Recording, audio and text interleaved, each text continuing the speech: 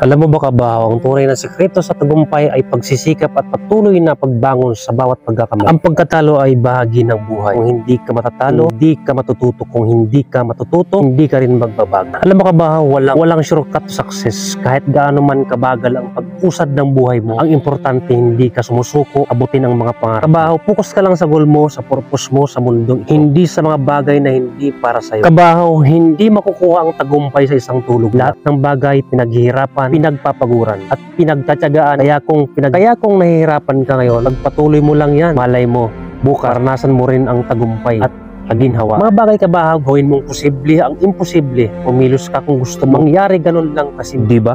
Ang buhay nga naman kabahaw, ang mga tao talaga no, hindi makontent sa buhay nila. Anong buhay meron sila talagang. Ang problema kasi kabahaw, sa ibang tao, hindi na nga magawang sumuporta. Ang tingin pa sa'yo, kakompetensya pa. Alam mo, taong tulad mo, pag hindi ka masaya, success ng